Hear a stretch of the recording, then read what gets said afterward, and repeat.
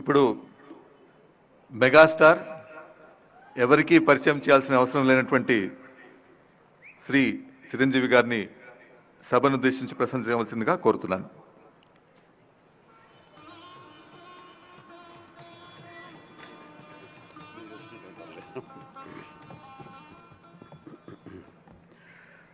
గౌరవ ముఖ్యమంత్రి శ్రీ రేవంత్ రెడ్డి గారికి, గౌరవ ఉప ముఖ్యమంత్రి మిత్రులు ఆత్మీయులు బట్టి విక్రమార్క గారికి, ఇతర దిగ్గజాలకి, ఆహ్వానితులకు, ప్రతి ఒక్కరికి నా హృదయపూర్వక నమస్కారాలు. తెలుగులో మాట్లాడడం కొంచెం చేంజ్ ఉంది కదా మీ చెవులకి. So let me have the privilege in talking in our mother tongue.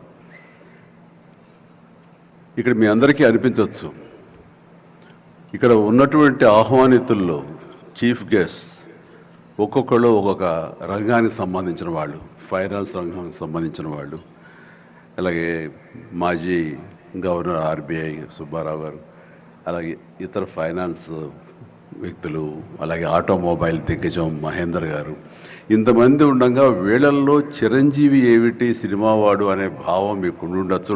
మీకు కదా, నాకే ఉంది అది.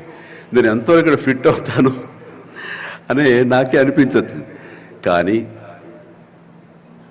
నా మీద ఎంతో గౌరవంతో ఒక సోదరుడుగా మన ముఖ్యమంత్రి గారు చిరంజీవి రావాలి అని నిన్న మన భట్టి విక్రమార్క గారిని, అలాగే IT and industrial minister Sridhar గారిని నా దగ్గరికి పంపించారు. సరిగ్గా వాళ్ళు వచ్చే సమయానికి ఏ పొజిషన్లో ఉన్నాను తెలుసా అండి? ఎవరో అమ్మాయితో డ్యాన్స్ వేస్తూ ఉన్నాను. చాలా ఇబ్బంది అనిపించింది అన్నపూర్ణ స్టూడియోలో. సో ఆ సమయంలో వాళ్ళిద్దరు కూర్చోబెట్టి షూటింగ్ ఆపేయండి అని చెప్పి వారి ఇచ్చిన తర్వాత అంత ఆప్యాయంగా నన్ను ఆహ్వానిస్తుంటే, ఇంత గొప్ప సభకి, ఇలాంటి ఒక గొప్ప గ్లోబల్ సమ్మిట్కి, తెలంగాణ రైజింగ్ అంటూ ఒక గొప్ప ఇనిషియేషన్కి 2047 ఇది ఎట్లా ఉండాలి అనే ఆ ఊహ తన బ్రెయిన్ చైల్డ్ అయినటువంటి మన ముఖ్యమంత్రి గారు ఆహ్వానిస్తే అది చాలా ప్రివిలేజ్డ్గా ఫీల్ అయ్యాను, ఎంతో గౌరవంగా ఫీల్ అయ్యాను, ఎంతో ఆనందంగా ఉన్నాను. అందరూ మీ అందరితో పాటు ఈరోజు ఇక్కడ నేను పార్టిసిపేట్ చేయడం అనేది నాకు దక్కిన గొప్ప అవకాశం, గొప్ప అదృష్టంగా నేను భావిస్తున్నాను. అయితే ఇక్కడ కేవలం చిరంజీవికి మాత్రమే ఇచ్చారు, అందుకే చిరంజీవిని ఆహ్వానించి అక్కడ కూర్చోబెట్టారు అని నేను అనుకోవటం లేదు. ఇది రేవంత్ రెడ్డి గారికి సినిమా పరిశ్రమ మీద ఉన్నటువంటి గౌరవం, సినిమాల ఇంపాక్ట్ ఈ సొసైటీలో ఎలాగ ఉంటుందో బాగా తెలిసిన వ్యక్తిగా వాళ్ళందరి తరపున ఒక వ్యక్తి ఉండాలి కాబట్టి చిరంజీవిని ఆహ్వానించారని మాత్రమే అనుకుంటున్నాను. ఈరోజు నేను ఒక చిరంజీవిగా రాలేదు, చిత్ర పరిశ్రమ తరపున ఒక ఏజెంట్గా, వాళ్ళ రిప్రజెంటేటివ్గా నేను ఈ రోజున వచ్చాను, ఇక్కడ ఆహ్వానించబడ్డాను. కాబట్టి దానికి ప్రత్యేకించి పరిశ్రమ తరపున శ్రీ రేవంత్ రెడ్డి గారికి మనస్ఫూర్తిగా నా హృదయపూర్వక ధన్యవాదాలు తెలియజేస్తున్నాను. సార్, మీకు గుర్తుంటే మీరు ప్రభుత్వం ఏర్పాటు చేసిన కొత్తల్లో మొదటి వారంలోనే ఎప్పుడో నేను మిమ్మల్ని అభినందించడానికి నేను వచ్చినప్పుడు మీరు నాతో అన్న మొట్టమొదటి మాట, ఈ హైదరాబాద్ని ఫిలిం హబ్గా చేయాలి. అదేదో ఒక తెలుగు ఇండస్ట్రీ వరకో, లేకపోతే సౌత్ ఇండియన్ ఫిలిం ఇండస్ట్రీ వరకో, లేకపోతే ఏ భారతీయ వరకో కాదు, గ్లోబల్ మనకి ఏమి తక్కువ అని, ఇక్కడ ఏ వనరులు తక్కువ అని చెప్పేసి, ఏ ఎంకరేజ్మెంట్ తక్కువ అని చెప్పేసి మనం ఎందుకు చేయలేకపోతున్నాం? ఎందుకు కొన్ని తెలుగు ఫిలిమ్స్ ఒక లాంగ్వేజ్కే మనం కన్ఫైన్డ్ అయ్యాం? కాబట్టి నా ఉద్దేశంలో ఇది గ్లోబల్గా అన్ని రకాల ఇండస్ట్రీస్, ఇతర లాంగ్వేజ్ నుంచి సినిమా వాళ్ళు ఇక్కడ రావాలి, ఇక్కడ షూటింగ్ చేసుకోవాలి, అది నా ధ్యేయం అని అన్నప్పుడు చాలా ధైర్యంగా మాట్లాడుతున్నారు. చాలా అది నిజం కుదురుతుందా? ఎక్కడి నుంచో ఇతర దేశాల నుంచి వచ్చి ఇక్కడ షూటింగ్ చేయటం అన్నది, నేను టూరిజం మినిస్టర్గా ఉన్నప్పుడు ఫిలిం టూరిజంగా ఇక్కడ ఎంతమంది ఆహ్వానించడానికి ఎంతో శ్రమ పడ్డాం, ఎంతో కష్టించాం. కానీ ఇక్కడ ఉన్నటువంటి అట్మాస్ఫియర్ కానీ ఎంకరేజ్మెంట్ కానీ ఆయా గవర్నమెంట్లు అంత లేకుండా ఉండటంతో అది అంత పూర్తిగా సఫలీకృతం కాలేకపోయాం. ఆ ఉద్దేశంతో నేను ఎంతో కొంచెం స్కెప్టికల్గానే ఉన్నాను. ఎంతవరకు కుదురుతుంది, ఈయన డ్రీమ్ సక్సెస్ చేయగలరా అని అనుకుంటూ, మీరు ఏమైనా చేయండి, మీ గైడెన్స్ ఇవ్వండి, మీరు ఏం చెప్తే దాన్ని ఫాలో అవడానికి మేమందరం రెడీగా ఉన్నామని ఒక మాట ఇచ్చి మాత్రం అన్నాను. కానీ విత్ ఇన్ నో టైం ఇంత పెద్ద ఎత్తున ఈయన అన్ని రకాల సెక్టార్స్ వాళ్ళని ఇన్వైట్ చేయటి, గ్లోబల్గా అందరినీ వెల్కమ్ చేసి ఈ రోజున అందులో ఒక పార్ట్గా సినిమాలను కూడా ఆయన వెల్కమ్ చేస్తున్నారంటే కనుక అది హ్యాట్స్ ఆఫ్. అది ఆయన ఒక్కరి వల్లే అయ్యింది అన్నట్టుగా కాకుండా అన్నది సాధ్యం చేసేలాగా ప్రాక్టికల్గా ఈ రోజు మనందరం చూస్తున్నాము. ఇది చాలు, డెఫినెట్గా ఆయన అనుకున్నది సాధిస్తారనే ప్రగాఢమైన నమ్మకం నాకు ఏర్పడింది. ఎందుకంటే ఆయన అన్నది హైదరాబాద్ అనేది సెంట్రల్ లొకేటెడ్ మన కంట్రీలో. ఏ ఇతర ఇంపార్టెంట్ సిటీస్కి వెళ్ళాలని సరే 1 అవర్ డిస్టెన్స్లోనే ఉంది. మేబీ ఢిల్లీ ఇంకొక 1 అవర్ పడుతుందేమో తప్ప. అండ్ ఇక్కడ లేని లొకేషన్స్ ఎక్కడ లేవు, ఎక్కడ లేకుండా పోలేదు. మనకు మంచు కొండలు ఉన్నాయి, థార్ డెజర్ట్స్ ఉన్నాయి, అడవులు ఉన్నాయి, వర్షాలు పడేవి ఉన్నాయి, లాంగెస్ట్ బీచ్లు మనకు ఉన్నాయి. ఏమి తక్కువ, ఏ లొకేషన్స్ తక్కువ, ఏ వనరులు తక్కువ. ఇక్కడ పని చేయడానికి వాళ్ళకి స్కిల్ డెవలప్మెంట్ చేయగలిగితే కనుక పని చేయడానికి ఎంతోమంది ముందుకు వచ్చి సినిమా పరిశ్రమ ద్వారా ఉపయోగపడి వాళ్ళ కుటుంబాలకు వాళ్ళు ఉపయోగించుకుంటారు. ఇది ఆ పొటెన్షియల్ పూర్తిగా ట్యాప్ చేయలేదన్న మాట వాస్తవం. వారు అది నేను అంగీకరిస్తూ మా సలహాల కోసంగా ఆయన కొన్ని సెమినార్లు ఫ్యూచర్లో నడిపిస్తామన్నారు.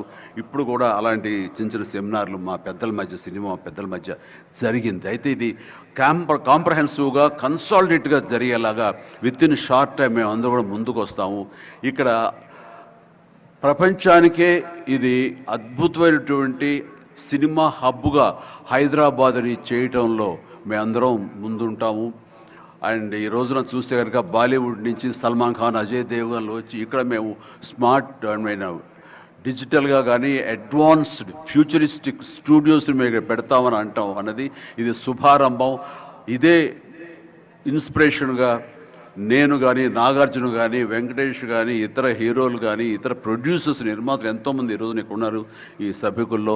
వాళ్ళందరూ కూడా ముందుకు వచ్చి చేయాలన్న ఒక కుతూహలం కానివ్వండి, అది పూర్తిగా ఛార్జ్ అయి ఉన్నారంటే ఎలాంటి అతిశయోక్తి లేదు. అండ్ ఈ రోజున ప్రపంచపరంగా చూస్తే సినిమా ప్రభావం ఎంత ఉంటుంది, ఈ సాఫ్ట్ పవర్ ఎంత ఉంటుందన్నది నేషనల్ వైడ్గా కూడా కేంద్ర ప్రభుత్వం కూడా వేవ్స్ అనేది ఒకటి ప్రారంభించి అందులో మమ్మల్ని అందరూ కూడా పార్ట్ చేశారు. అంటే ఎకనామికల్గా అది ఎంత పవర్ ఇస్తుంది, మన కంట్రీ జీడిపికి ఎంత కంట్రిబ్యూట్ చేస్తుందో అనడానికి బాగా వాళ్ళందరికీ తెలిసిన వాళ్ళు కాబట్టి సినిమా మీద అంత దృష్టి పెట్టారు. సినిమాని కేవలం పేరు తీసుకురావడమే కాకుండా ఎంతో కంట్రిబ్యూట్ చేస్తుంది, ఎంతోమందికి ఎంప్లాయ్మెంట్ జనరేట్ చేస్తుంది, ఎంతోమందికి ఉపాధి కల్పిస్తుంది. అంటే ఉదాహరణకి కొరియా తీసుకుంటే కనుక కొరియాలో ఇనీషియల్గా వాళ్ళందరూ యూత్ అనేవాళ్ళు నైట్ ఈవినింగ్ అయ్యేసరికి చాలా పక్కదారులు పడుతున్నారు, కొన్ని వ్యసనాలకి లోనవుతున్నారు. ఆ రకంగా యూత్ నిర్వీర్యమైపోతుంది. ఏం చేయాలంటాం వాళ్ళందరూ కలిపి వీళ్ళని ఎంటర్టైన్మెంట్ వైపు కనుక మనం డైవర్ట్ చేయగలిగితే, be it is music, be it is singing or films, ఇంకోటి ఇవన్నీ ఎంటర్టైన్మెంట్గా చేయగలిగితే కనుక వాళ్ళు ఆక్యుపై అయి ఉంటారు. తద్వారా వాళ్ళు ప్రోగ్రామ్స్ ఇవ్వగలుగుతుంటారు. వాళ్ళందరూ నిష్ణాతులయ్యి వాళ్ళ ఫ్యామిలీకి వాళ్ళు బాసటగా ఉంటారు. తద్వారా వాళ్ళ నుంచి జనరేట్ అయ్యి ఎంతో కొంత వాళ్ళు క్రైమ్ వైపు వెళ్లకుండా ఉంటారు. ఆ రకంగా క్రైమ్ రేట్ తగ్గించుకోవచ్చు అనే భావంతో కొరియన్ గవర్నమెంట్ స్టార్ట్ చేసింది. కానీ ఈ రోజున ప్రపంచపరంగా Korea K pop, K drama, K music అంటూ కొరియన్ వాళ్ళ ఎకానమీ, వాళ్ళ జీడిపికి ఎంతో కొంత కంట్రిబ్యూట్ చేస్తుంది. ఎన్నో బిలియన్స్ ఆఫ్ డాలర్స్ కంట్రిబ్యూట్ చేస్తుంది ఈ యొక్క సాఫ్ట్ పవర్ మ్యూజిక్ అన్నది. అలాగే జపాన్ కూడా యానిమే అని చెప్పేసి వాళ్ళు కూడా వాళ్ళ సాఫ్ట్వేర్, వాళ్ళ ఎంటర్టైన్మెంట్ సంబంధించి ఈ ఎంటర్టైన్మెంట్ యానిమేటెడ్ ఫిలిమ్స్ కూడా ఎంతో కొంత కంట్రిబ్యూట్ చేస్తుంది. అలాగా మీరు ఈ సినిమా ఇండస్ట్రీ మీద, సినిమా పరిశ్రమ మీద ఆల్ ఇండియా లెవెల్లోనూ ఇంటర్నేషనల్ లెవెల్లోనూ ఇక్కడ కనుక వెల్కమ్ చేయగలిగి వాళ్ళకి కావాల్సిన ఇన్ఫ్రాస్ట్రక్చర్ కనుక మీరు ఇక్కడ ప్రొవైడ్ చేయగలిగితే, చేస్తానికి మీరు ప్రిపేర్ అయి ఉన్నారు, చేయగలిగితే కాదు చేస్తున్నారు. దానికి మా నుంచి పార్టిసిపేషన్ కావాలి. ఉదాహరణకి బట్టి గారు నిన్న అన్నారు, సో మన ముఖ్యమంత్రి గారు మీ అందరికీ కూడాను ఇక్కడ ఏమి కావాలి, ఎలాంటి ఇన్ఫ్రాస్ట్రక్చర్ కావాలి, ఏ రకమైన వసతులు ఏర్పాటు చేయాలి అని చెప్పండి అన్నప్పుడు నాకు వెంటనే స్పాంటైనియస్గా తోచింది, నేను వారితో పార్టిసిపేట్ చేస్తాను. ఇక్కడ స్కిల్ డెవలప్మెంట్ కోసంగా మనం కొన్ని ఇన్స్టిట్యూషన్స్ పెట్టాలి. అది డ్రైవర్ల దగ్గర నుంచి, మేకప్ మెన్ల దగ్గర నుంచి, కాస్ట్యూమర్స్ దగ్గర నుంచి, ఒక ఎడిటింగ్ దగ్గర నుంచి, సౌండ్ సిస్టమ్ దగ్గర నుంచి, కెమెరామెన్లు, డిఓపీలు అండ్ యాక్టింగ్ సంబంధించిన స్కిల్స్ కానివ్వండి, అలాగే డైరెక్షన్ కానివ్వండి, వాట్ నాట్, ఎన్నో ఈ ఇండస్ట్రీలో ఎన్నో శాఖలు ఉన్నాయి. ఆ శాఖల్లో ఎంతోమంది ఎంతూజియాస్టిక్ కుర్రవాళ్ళు ఉన్నారు. వాళ్ళు చదువు ఒక మాదిరి చదివైనా సరే ఆ చదువు ఏం తెచ్చి పెడుతుంది అనుకుంటే కనుక ఈ రోజున గొప్ప గొప్ప డైరెక్టర్స్ ఉన్నారు. ఈ రోజున ఇంటర్నేషనల్ లెవెల్కి మన సినిమాని తీసుకొస్తున్న డైరెక్టర్ వాళ్ళందరూ డిగ్రీ కూడా చదవలేదు. సో చదువు ఇది ఇంపార్టెంట్ కాదు, మీకున్న ఇంట్రెస్ట్ ఇంపార్టెంట్. ఆ ఇచ్చేటువంటి గవర్నమెంట్ ఆఫ్ తెలంగాణ ఈ రోజున మనకి ఇస్తున్న ఈ అవకాశాలను సద్వినియోగం పరుచుకుని మీరందరూ కనుక రాగలిగి ముందుకు వచ్చి ఈ యొక్క ఇన్ఫ్రాస్ట్రక్చర్ సంబంధించి వీళ్ళు ఇచ్చిన ఫెసిలిటీస్ని వినియోగించుకుంటూ స్కిల్ డెవలప్మెంట్ ముందు చేసుకోగలిగితే కనుక మీరు ఎక్కడికి వెళ్ళినా సరే, వాళ్ళు ఎంతోమంది వెబ్ సిరీస్ తీస్తున్నారు, అలాగే టీవీ సీరియల్స్ తీస్తున్నారు, సినిమాలు తీస్తున్నారు, పెద్ద సినిమాలు తీస్తున్నారు, చిన్నవి తీస్తున్నారు.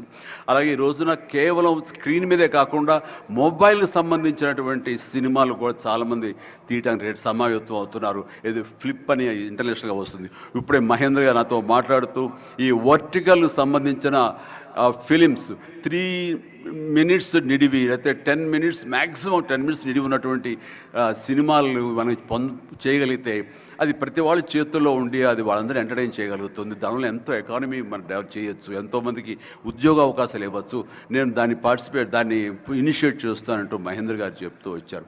సో ఇవన్నీ కూడా ఇది సాదాసీదాటువంటి కాదు. సినిమా ఏదో ఆడుతుంది, 2 రోజులు డబ్బులు తెచ్చి పెడుతుంది, వాళ్ళు ఏదో మిగుల్చుకుంటారు కోట్లు అంటే తేలిగ్గా చూడదు. దీని వెనకాల చూస్తే కనుక లక్షలాది మంది యూత్ ఈ అవకాశం సద్వినియోగపరుచుకుని అభివృద్ధిలోకి రావచ్చు, పేరు ప్రఖ్యాతులు సంపాదించవచ్చు. తద్వారా ఇన్ రిటర్న్ మీరు కూడా ఈ కంట్రీకి, మన తెలంగాణకి మీరు ఎంతో కొంత ఎకనామికల్గా మన గ్రోత్ అవడానికి ఆర్థికంగా కూడా మీ సపోర్టు లభిస్తుంది. ఇది మ్యూచువల్లీ రెసిప్రోకల్. కాబట్టి ఈ రోజున ఇక్కడ స్టూడియోకి స్థలాలు ఇస్తామంటున్నారు. స్కిల్ డెవలప్మెంట్కి కావాల్సిన క్లాసెస్, కావాల్సిన ఫ్యాకల్టీస్ కనుక అధ్యాపకులు మనం తెచ్చుకుంటే వాళ్ళ ద్వారా ఎంతోమంది ట్రైనింగ్ ఇచ్చిన వాళ్ళం అవుతాము. ఇది సద్వినియోగపరచుకోండి. దీని మీద మన ఇండస్ట్రీలో పెద్దలు కూడా సీరియస్గా ఆలోచించండి. దీని మీద నేనైతే సీరియస్గా తీసుకున్నాను, వారితో అదే అన్నాను. మీరు ఒక సెమినార్ లాంటిదో లేకపోతే చిన్న క్లోజ్డ్గా మీరందరూ నాకు ఇన్వైట్ చేయగలిగితే కనుక, ఇలాంటివి ఏమైనా సదస్సులు మాకు చిన్న ఎత్తులో సినిమాకు సంబంధించి మీరు చేయగలిగితే కనుక మేమందరూ దీన్ని మరింత ముందుకు తీసుకువెళ్ళి మీ కళ ఏదైతే ఉందో, మీ బ్రెయిన్ చైల్డ్ ఏదైతే ఉందో దాన్ని ముందుకు తీసుకెళ్ళి ప్రపంచం మొత్తం ఎంటర్టైన్మెంట్ రంగానికి సంబంధించి ఈ తెలంగాణ వైపు, ఈ హైదరాబాద్ వైపు మనం చూసేలాగా చేయగలుగుతాం, చేస్తామన్న ధైర్యం నాకుంది, భరోసా ఇస్తున్నాను. నా వంతు కృషి నేను చేస్తాను. నా ఈ అవకాశం ఇచ్చేందుకు ధన్యవాదాలు మా ముఖ్యమంత్రి గారికి, అలాగే ప్రతి ఒక్కరికి నా హృదయపూర్వక ధన్యవాదాలు మరొకసారి తెలియజేస్తున్నాను, ముగిస్తున్నాను. జై తెలంగాణ, జై హింద్.